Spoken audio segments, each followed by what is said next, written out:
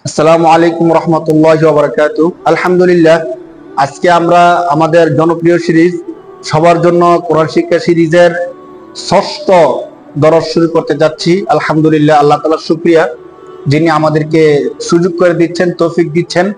তো ষষ্ঠ দরসের মধ্যে আমরা আলোচনা করব সূরাতুন নাসরি, সূরা নাসর নিয়ে। একটা প্রসিদ্ধ একটি সূরা। আমরা এই সূরাটা অনেকেই মুখস্থ জানি, নামাজের মধ্যে অনেক বেশি তেলাওয়াত করি এবং ইসলামের বিজয়ে সুসংবাদ প্রদানকারী যে সূরাগুলো আছে ওই সূরাগুলোর মধ্যে সূরাতুন নাসর হলো একটা অন্যতম একটা সূরা, যে সূরা মুসলমানদের মনে আশা জাগায়, রাসূলুল্লাহ সাল্লাল্লাহু আলাইহি সাল্লামের হৃদয়কে আনন্দে উদ্দুলিত করে। এটা হলো সূরা নাসর। তো সূরা নাসর, আর নাসরু অত সাহায্য করা, নুসরত সহায়তা করা। হ্যাঁ, তো এই সূরার মাধ্যমে সাহায্য, সহযোগিতা, বিজয়ের একটা সুসংবাদ আল্লাহ তাআলা এই সূরার মাধ্যমে দিচ্ছেন। তো সর্বোপরি এই সূরার মাধ্যমে যে মেসেজটা আল্লাহ তাআলা আমাদেরকে দিচ্ছেন সেটা হলো যে মুমিনগণ, বিপদ আপদ তোমাদের আসবে স্বাভাবিক, বাকি যখন তোমাদের বিজয় আসবে আল্লাহর পক্ষ থেকে, মানুষ তোমাদেরকে অনেক বেশি সাপোর্ট করতে থাকবে, তখন তোমরা মানুষের সাপোর্ট এবং বিজয় দেখে এত বেশি উৎফুল্ল হয়ে যেও না যে তোমরা তোমাদের অবস্থা হারিয়ে ফেলবা। না, বরং যখন তোমাদের বিজয় আসবে, সাহায্য আসবে, তখন তোমরা কি করবা? তখন তোমরা আল্লাহ তাআলার শুকরিয়া আদায় করবা। আল্লাহ তাআলা এই সূরার মধ্যে এই জিনিসটা বলবেন যে তোমরা তখন ফাসাব্বিহ বিহামদি রাব্বিকা ওয়াস্তাগফির, যখন তোমাদের বিজয় আসবে তোমরা তোমাদের রবের হামদ, প্রশংসা বাণী বলবা যে না, এই বিজয় আমার শক্তির মাধ্যমে অর্জিত নয়, বরং এই বিজয় আল্লাহর দেওয়া দান।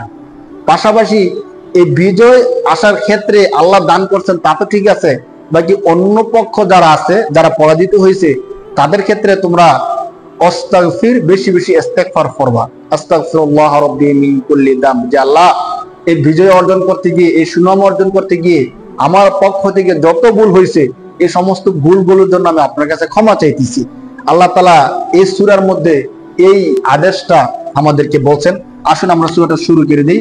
সূরা নাসরের মধ্যে আল্লাহ তাআলা শুরু করতেছেন ইদা। ইদা এর অর্থ হচ্ছে যখন, ইসমে মৌসুলের। আল্লাহ তাআলা বলতেছেন ইদা জাআ, আল মাজিউ মাজদার থেকে, জাআ ইয়াজিউ অর্থ হচ্ছে আসা। হ্যাঁ, জাআ যখন আসবে, যখন এসেছে, জাআ ইয়াজিউ এসেছে, এটা হলো ফার্স্টের সিগা শব্দ, ভার্ব, ক্রিয়া বলা যায়, ফেল, আরবিতে বলা হয় ফেল, ভার্ব ক্রিয়া। ইজা জাআ যখন আসবে, ইজা মানে হলো যখন, জাআ অর্থ হলো এসেছে বা আসবে। ইজা জাআ নাসরুল্লাহ, আল্লাহ তাআলা সাহায্যটা আল্লাহর দিকে সম্বন্ধযুক্ত করতেছেন। ইজা জাআ নাসরুল্লাহ,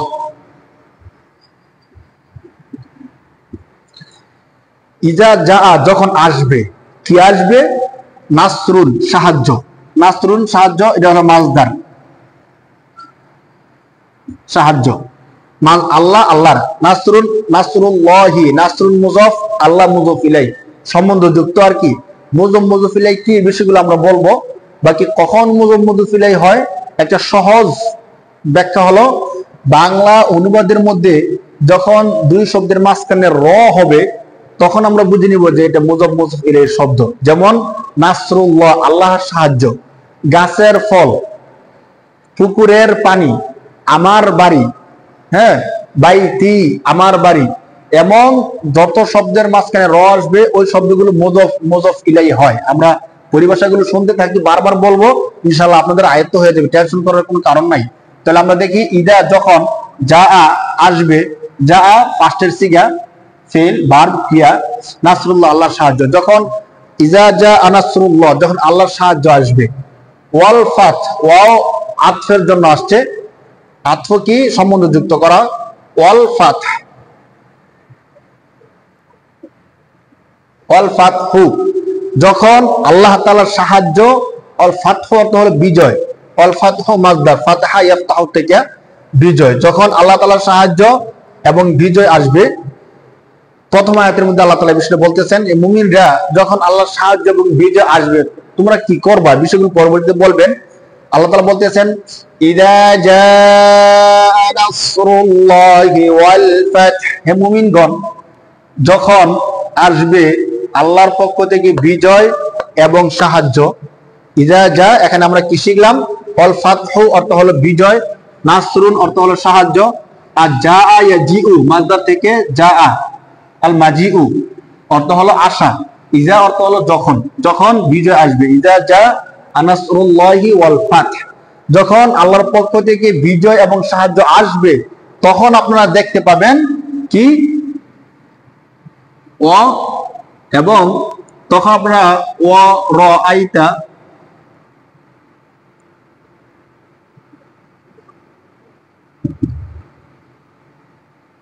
অর আইতা হে নবী, তখন আপনি দেখবেন র আ ইয়ার, এর আগে এই শব্দটা আমরা গেছে আলাম তার, এখানে গেছে, আমরা তখন বলছিলাম র আ ইয়ার, এখানে এটা হলো জমির র আইতা আপনি দেখবেন, আর র আ ইয়ার ফেল ভার্ব, র আইতা মাজির সিগা, মাজি মানে হলো ফার্স্ট, ফার্স্টের সিগা র আইতা আপনি দেখবেন।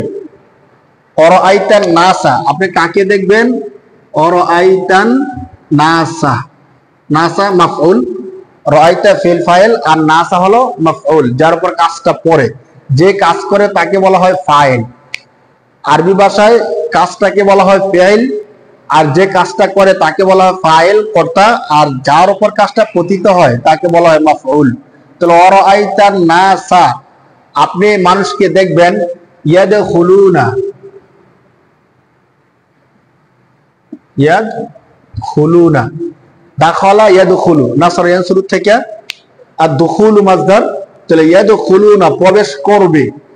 হ্যাঁ, এটা হলো ফিউচারের সিগা, ফিউচারের থেকে ফিউচার টেন্স, তাহলে ইয়াদখুলুনা তারা প্রবেশ করবে। আপনি মানুষদেরকে দেখবেন ইয়াদখুলুনা তারা প্রবেশ করবে।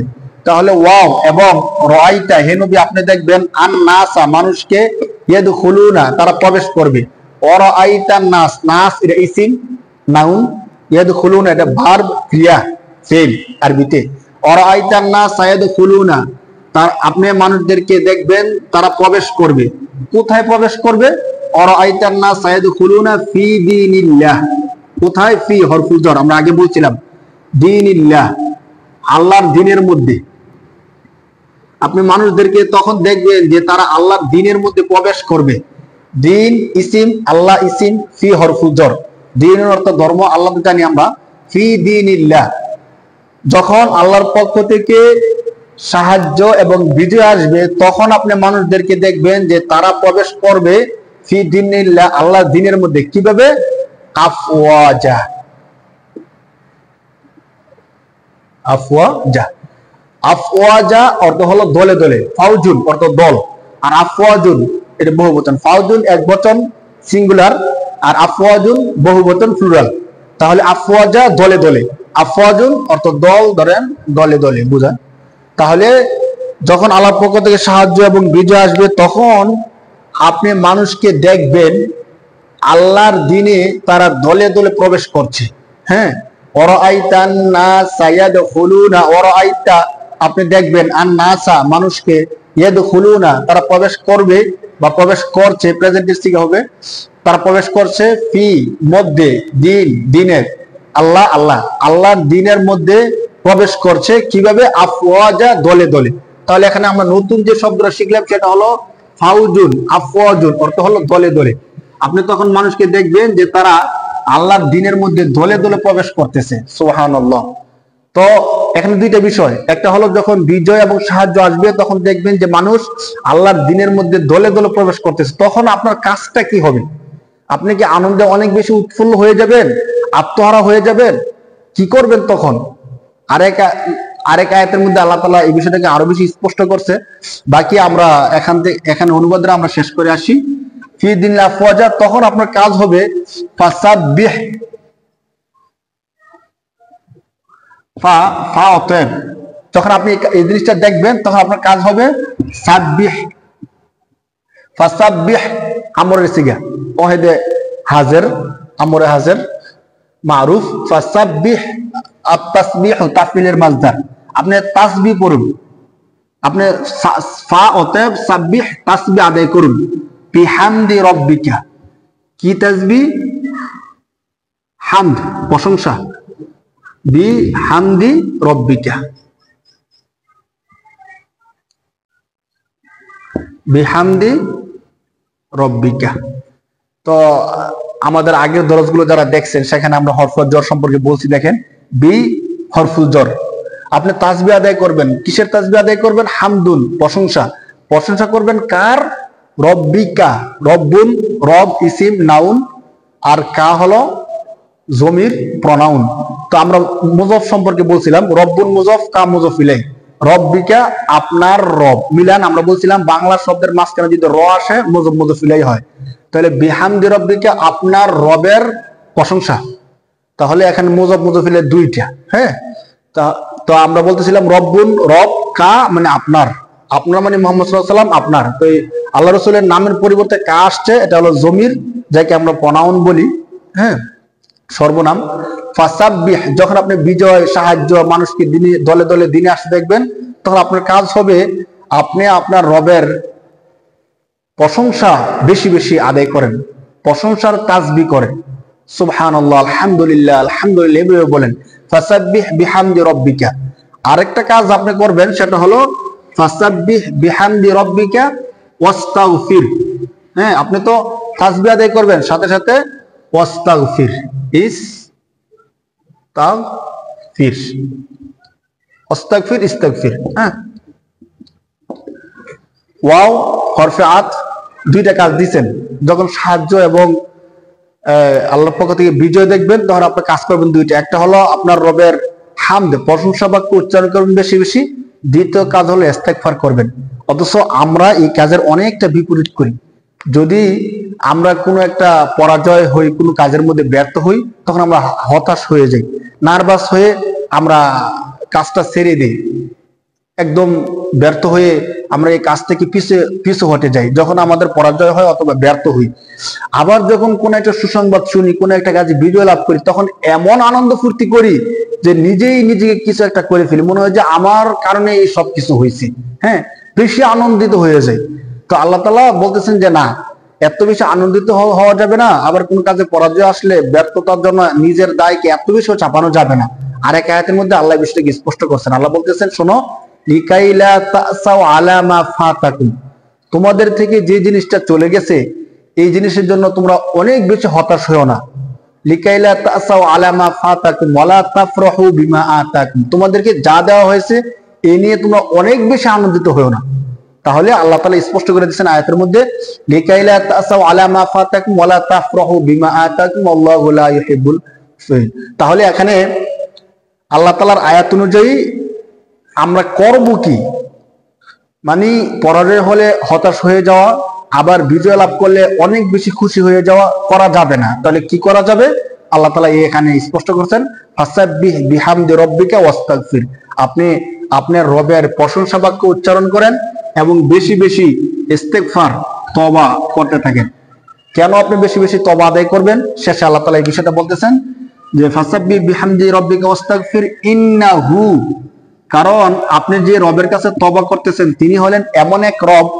ইন্না সম্পর্কে আগে আমরা বলছি যে ইন্না হলো তাকিদ, নিশ্চয়ই, গুরুত্ব দেওয়ার জন্য আসে। ইন্নাহু, কারণ আপনি যে রবের কাছে ইস্তেগফার করবেন তিনি হলেন এমন এক রব। মূলত ছিল ইন্নাল্লাহা, এই আল্লাহ শব্দের পরিবর্তে হা জমির ব্যবহার করছেন। জমির সর্বনাম, আমরা যার সম্পর্কে এর আগেও বলছিলাম, প্রনাউন।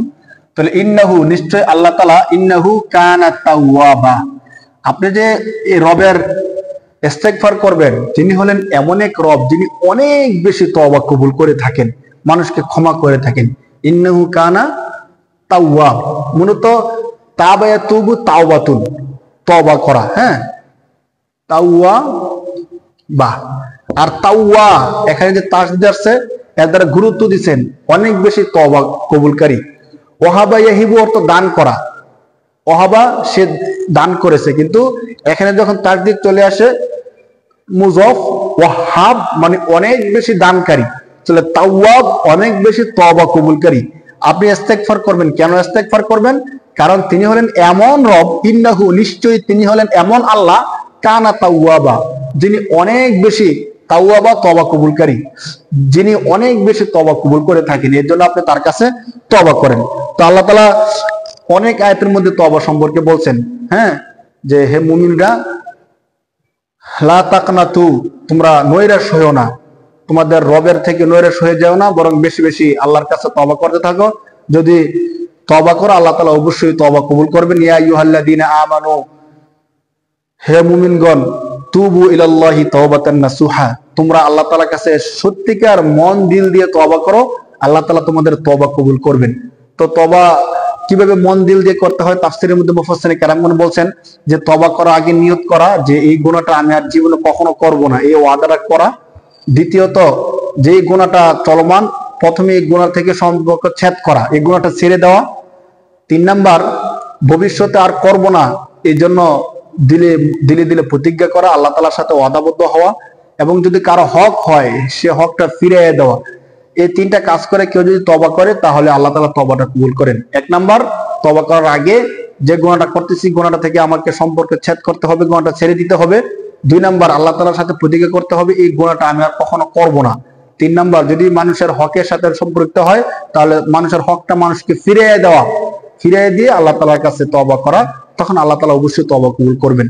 তো আমরা চেষ্টা করব ইনশাআল্লাহ, যখনই নামাজ পড়ি এই সূরাটা তেলাওয়াত করি, সূরার তাফসীর তরজমার দিকে খেয়াল করে নামাজটা পড়ার চেষ্টা করব। নামাজের মধ্যে অনেক বেশি মনোযোগ বৃদ্ধি পাবে ইনশাআল্লাহ।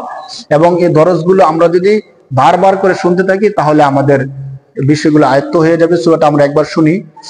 ইদা জাআ নাসরুল্লাহি ওয়াল ফাতহ, হে নবী, যখন আল্লাহ তাআলার পক্ষ থেকে সাহায্য এবং বিজয় আসবে, ওয়ারাআইতান নাসা ইয়াদখুলুনা, তখন আপনি মানুষদেরকে দেখবেন যে তারা প্রবেশ করবে বা প্রবেশ করছে, ফি দীনিল্লাহি আফওয়াজা, আল্লাহ তাআলার ধর্মে, দিনে দলে দলে, আল্লাহ তাআলার দিনে তারা দলে দলে প্রবেশ করবে। তখন আপনার কাজ হবে ফাসাব্বিহ বিহামদি রাব্বিকা ওয়াস্তাগফির, আপনি আপনার রবের প্রশংসা বাক্য আদায় করুন, ওয়াস্তাগফির, এবং বেশি বেশি ইস্তেগফার, তওবা করুন। কেন তওবা করবেন? ইন্নাহু কানা তাওয়াবা, কারণ তিনি হলেন এমন একজন রব যিনি অনেক বেশি তওবা কবুল করে থাকেন। আল্লাহ তাআলা আমাদের সবাইকে তৌফিক দান করুক। আমরা এই সূরাগুলো তাফসীর শুনতে থাকি।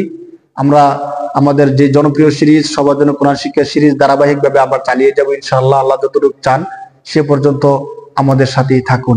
আসসালামু আলাইকুম।